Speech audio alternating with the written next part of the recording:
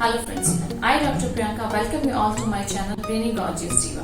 Skin को लंबे समय तक खूबसूरत और जवान बनाए रखने के लिए पूरा एंटी एजिंग प्रोसेस होता है जिसको कि रूटीन में फॉलो करना जरूरी होता है और उसमें सबसे इम्पोर्टेंट पार्ट और सबसे पहला पार्ट होता है use of anti ageing creams. तो आज मैं आप लोगों के साथ डिस्कस करूंगी about the anti ageing creams कि वो क्या होती हैं, कैसे काम करती हैं और आप अपने लिए बेस्ट एंटी एजिंग क्रीम कैसे सिलेक्ट कर सकते हैं। लास्ट में मैं अपने वीडियो में आपको एक बोनस टिप भी दूंगी, तो वो देखने के लिए आप मेरा वीडियो एंड तक जरूर देखिए। एजिंग एक कॉम्प्लेक्स बायोलॉजिकल प्रोसेस है जिसमें कि बहुत सारे इंट्रिंसिक और एक्सट्रिंसिक फैक्टर्स मैटर करते हैं। इंट्रिंसिक फैक्टर्स के लिए तो आप कुछ ज्यादा खास कर नहीं सकते, जैसे कि सेलुलर मेटाबॉलिज्म हुआ, जेनेटिक्स हुआ या हार्मोन्स रिलेटेड एब्नॉर्मलिटी हुआ। But extrinsic factors like sun exposure, pollution, radiation, chemicals and toxins, इनको आप काफी हद तक कम कर सकते हैं और होने वाली प्रीमैच्योर एजिंग के प्रोसेस को डिले किया जा सकता है। इन फैक्टर्स की वजह से जो सेल्स होती है हमारी स्किन की, उसमें कोलेजन, इलास्टिन और बिल्डिंग प्रोटीन्स जो होते हैं उनका डैमेज होना स्टार्ट होने लग जाता है, जिसकी वजह से हमारा जो डीएनए रिपेयर सिस्टम होता है सेल का, वो कम होने की वजह से इनकी प्रोडक्शन में भी कमी आने लगती है और सेल की रीजनरेशन पावर रिड्यूस हो जाती है और प्रीमैच्योर एजिंग स्टार्ट हो जाती है। This is the process of ageing. तो हमारी स्किन के अंदर 3 लेयर्स होती हैं mainly, epidermis, dermis and subcutaneous fat. जिनके अंदर बिल्डिंग मटेरियल जैसे कि collagen, elastin, fibroblast and melanin cells present होती हैं। सबसे पहला और इम्पोर्टेंट साइन ऑफ एजिंग, जो कि प्रोमिनेंट साइन ऑफ एजिंग है, that is appearance of wrinkles, maybe fine wrinkles, maybe coarse wrinkles, and that is because of reduced level of collagen as age. Other than that, reduced plumpiness, which is because of loss of subcutaneous fat is there. Then there is sagginess of skin, that is because of loss of elastin fibers in dermis. Pigmentation, uneven skin tone या फिर skin में hyperpigmentation की issues हो जाने की वजह से हो सकते हैं, that is because of melanogenesis. Melanin की प्रोडक्शन इंक्रीज होने की वजह से वो पिगमेंटेशन स्टार्ट हो जाता है। या फिर स्किन का टेक्सचर अबनॉर्मल हो जाता है, that is one more sign of premature ageing. Appearance of more pores और visible pores are there with age the skin ages, क्योंकि कोलेजन के लेवल कम होने की वजह से स्किन ढीली पड़ने लग जाती है और जो सेबेशियस ग्लैंड्स होती हैं वो प्रोमिनेंटली स्किन के ऊपर दिखाई देने लगती है। Last but not the least, roughness because of reduced collagen and elastin. तो स्किन की जो वाटर रिटेंशन की पावर होती है वो कम होने लग जाती है, जिसकी वजह से कि स्किन रफ हो जाती है और ड्राई होने लगती है। तो ये तो थे 7 साइंस ऑफ एजिंग जो कि प्रीमैच्योर एजिंग में भी होते हैं एंड विद एज भी आपको दिखाई देते हैं। दैट मीन स्किन एजिंग से सबको गुजरना ही है। किसी को पहले आ जाती है, किसी को थोड़े टाइम बाद में आती है, लेकिन आप एक हद तक अपनी मुट्ठी में इस प्रीमैच्योर एजिंग को कैद करके रख सकते हैं और बहुत लंबे टाइम तक अपनी स्किन को जमा और तरोताजा दिखा सकते हैं। To follow certain things in your daily routine life, जिसमें कि important one is use of anti ageing creams. ये क्रीम्स मार्केट में anti ageing creams, anti wrinkle creams, firming agents, पोषण एजेंट्स, स्किन लिफ्ट क्रीम या फिर night repair creams के नाम से आती हैं। Let's talk about anti ageing creams. अगर हम एंटी एजिंग क्रीम्स के इंग्रेडिएंट की बात करें तो इसमें जो मेजर रोल होता है वो होता है एंटीऑक्सीडेंट्स का। Almost all the creams contain antioxidants. Antioxidants क्या होते हैं? ये एक्चुअली आपकी स्किन में होने वाले फ्री रेडिकल से जो डैमेज होता है उससे आपको प्रोटेक्ट करते हैं। फ्री रेडिकल्स की अगर मैं बात करूं तो ये हमारे बॉडी में होने वाले केमिकल रिएक्शन से प्रोड्यूस होने वाले रिएक्टिव ऑक्सीजन स्पीशीज होती हैं जो कि डीएनए को डैमेज करती हैं और बाकी के सेल स्ट्रक्चर्स को भी डैमेज करती है। डीएनए डैमेज होने की वजह से हमारा जो कोलेजन, इलास्टिन या और जो प्रोटीन होते हैं, जो बिल्डिंग स्ट्रक्चर होते हैं, वो प्रोड्यूस नहीं हो पाते या उनको प्रोड्यूस होने वाला प्रोसेस स्लो होता जाता है, जिससे कि सेल का रिपेयर प्रोसेस स्लो होता है एंड सेल में ये बिल्डिंग ब्लॉक्स कम होने लगते हैं, जिससे कि सेल जल्दी एज होने लगती है। एंटीऑक्सीडेंट्स उस होने वाले फ्री रेडिकल डैमेज को कम करके आपकी स्किन सेल्स को तरोताजा और जवान बनाए रखता है काफी लंबे टाइम तक। एंटीऑक्सीडेंट हो सकते हैं vitamin E, vitamin A, vitamin B complex, allantoin in the form of niacin and hyaluronic acid. तो ये काफी सारे इंग्रेडिएंट्स हैं और जरूरी नहीं है कि ये सारे आपकी एंटीऑक्सीडेंट क्रीम के अंदर या ये सारे आपके एंटी एजिंग क्रीम के अंदर प्रेजेंट हो। इनमें से एक भी अगर आपकी एंटी एजिंग क्रीम में प्रेजेंट है तो ये antioxidant can work very good for you. लेकिन क्या होता है कि combination of ingredients are there in anti wrinkle और फर्मिंग एजेंट्स जो कि आपको और ज्यादा बेनिफिट प्रोवाइड करवाते हैं।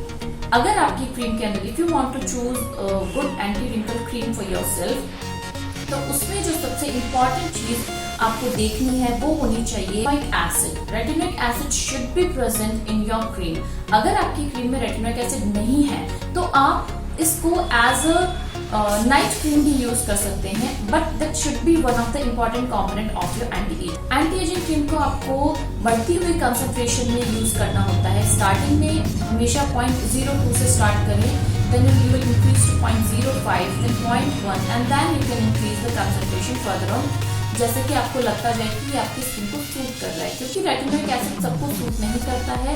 और इसको लगाने के पहले आपको कुछ बातों का ध्यान जरूर रखना चाहिए कि जो रेटिनोइक एसिड होता है वो सिर्फ और सिर्फ रात में ही अप्लाई करना चाहिए, उसको दिन में नहीं लगाया जाता, क्योंकि इससे स्किन सेंसिटिव हो जाती है सन एक्सपोजर की।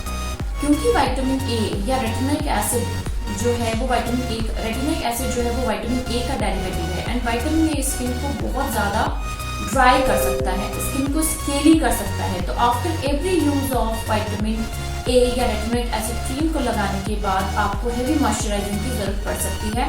इसलिए vitamin E which is a very good moisturising agent, तो विटामिन ई युक्त क्रीम आप अपनी स्किन में हमेशा लगाएं जब भी आप विटामिन ए को यूज कर रहे हैं। रात में आपको विटामिन ए लगाना है, दिन में उसको चेहरे को अच्छे से वॉश करके आपको विटामिन ई क्रीम अपने फेस पे जरूर लगानी है, क्योंकि विटामिन ए स्किन को सन एक्सपोजर के लिए सेंसिटिव कर देता है।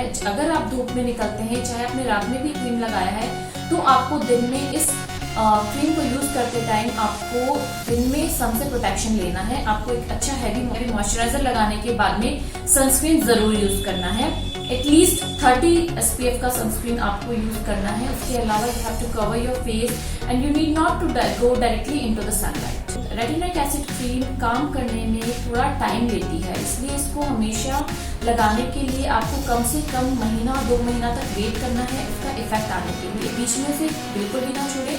This is the only cream जो कि मेन इंग्रेडिएंट होता है सारी एंटी रिंकल क्रीम का या एंटी एजिंग क्रीम का, तो इसको आप जरूर यूज करें। Last but not the least, retinoic acid को हमेशा एक्ने को ट्रीट करने के लिए यूज किया जाता है। तो जिन लोगों को एक्ने है, स्टार्टिंग में जब वो एडाप्लिन या retinoic acid type of creams को यूज करते हैं तो उनके एक्ने फ्लेयर कर सकते हैं, but do not stop using this cream.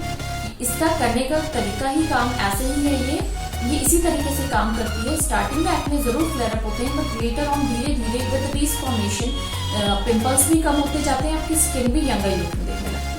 Next thing which you need to look for ingredient in your anti-aging cream is vitamin E. Other than vitamin A तो होना ही चाहिए, यानी कि रेटिनॉल या रेटिनोइक एसिड या एडाप्लिन या ट्रेटिनॉइड, इनके नाम से रेटिनॉल आता है। उसके अलावा जो इंग्रेडिएंट आपको देखना है अपनी क्रीम के अंदर, that should be vitamin E. Vitamin E is known as a super antioxidant और ये आपकी क्रीम्स में प्रेजेंट होना ही चाहिए। विटामिन ई को अलग से भी आप यूज कर सकते हैं, लाइक दीज क्रीम्स।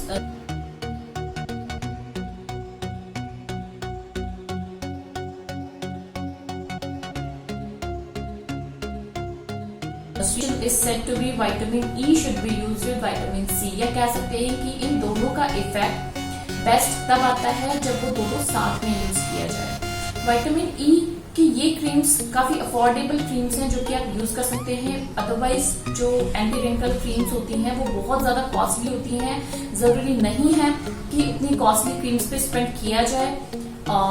हमेशा महंगी चीज ही अच्छी होती है ऐसा जरूरी नहीं है। अफोर्डेबल ऑप्शन जो हो सकता है that is vitamin E capsule, but I will not recommend you to use this capsule on your face as इसका जो फॉर्मुलेशन होता है that is on your skin. ये बहुत ही ज्यादा ग्रीजी फॉर्मुलेशन है, तो अगर डायरेक्टली आप इस ऑयल को अपनी स्किन पे लगाएंगे तो you and up into breakouts. तो आपको इसका डिफरेंट फॉर्मुलेशन यूज करना है विटामिन ई का। अगर आपकी स्किन बहुत ज्यादा ड्राइंग है then you can use directly it on your face, लेकिन अगर आपका कॉम्बिनेशन स्किन है या आपका ऑयली स्किन है तो इसको कभी भी डायरेक्टली अपने फेस पे यूज ना करें। Then moving on to the next ingredient that is vitamin C creams और serums के नाम से भी मार्केट में आता है। There are so many creams are certain options are there for you.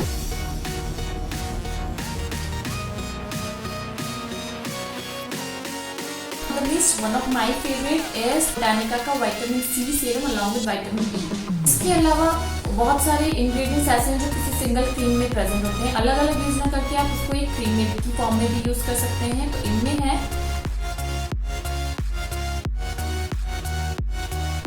And one of my favourite is Olay Regenerist advanced night creams. मैं anti wrinkle cream को हमेशा नाइट में लगाना ही प्रेफर करती हूँ। Night is the best time to apply anti ageing cream, जो कि पूरा रात में आपकी स्किन में क्रीम अब्जॉर्ब होती है और वो अपने आप जो नेचुरल प्रोसेस ऑफ रिपेयर होता है स्किन का, वो भी नाइट में ही एक्टिवेटेड होता है मेनली, और उस टाइम वो क्रीम बेस्ट काम करती है। Then there are certain firming agents, उसके नाम से भी क्रीम्स आती है मार्केट में। दीज आर लाइक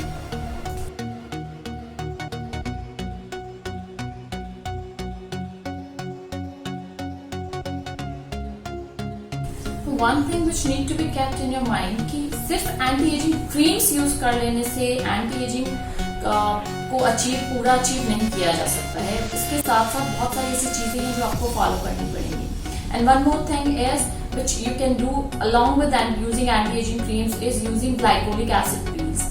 ये ना सिर्फ आपकी स्किन को स्मूदन आउट करता है या आपकी स्किन के अंदर होने वाली जो नई सेल्स होती हैं उनको रिजुविनेट करके उनको बाहर लेकर आता है। तो always you can use glycolic acid peel once in a week. जिनकी स्किन ड्राई है वो इसको बहुत ज्यादा यूज ना करें, वो 15 दिन में इसको यूज कर सकते हैं। Otherwise it can be use और ये स्किन को इवन टोन भी देता है।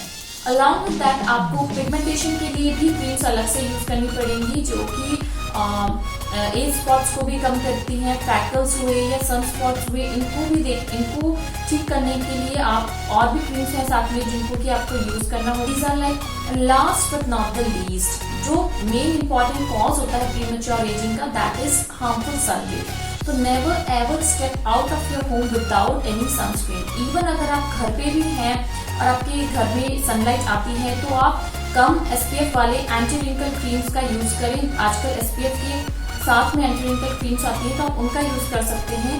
उसके अलावा अगर आप घर से बाहर जा रहे हैं तो प्रॉपर सनस्क्रीन का यूज करें। सनस्क्रीन आपके सिर्फ टैनिंग को रिमूव करने के लिए नहीं होता है, ये आपको एजिंग के प्रोसेस को भी स्लो करता है। सन रेज जो होती है वो बहुत हार्मफुल होती है, वो कोलाजन बिल्डिंग को हमारी स्किन में कम कर देती हैं। कम 30 SPF का सनस्क्रीन जो है that is enough as per Indian weather. तो एंटी रिंकल क्रीम यूज कर रहे हैं, सनस्क्रीन नहीं यूज कर रहे हैं, all will go in vain. तो better to use anti wrinkle cream, proper exfoliation should be done, proper depigmentation cream should be used, and along with sunscreen is a must.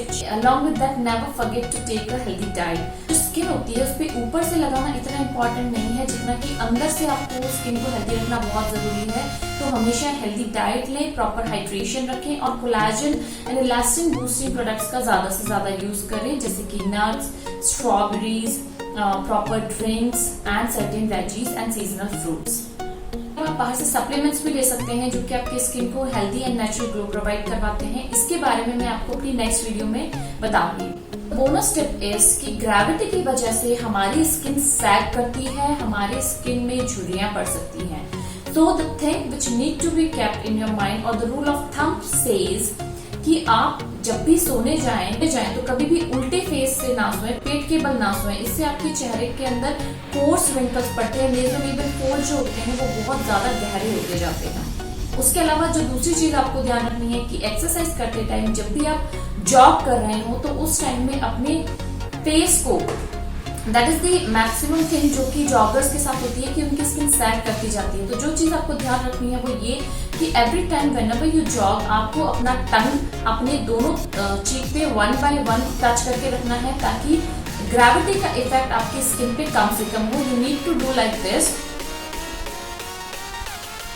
Love this, I'll finish my video. अगर आपको मेरा video अच्छा लगा हो तो please इसे like करें और मेरे चैनल को सब्सक्राइब करें। Thank you.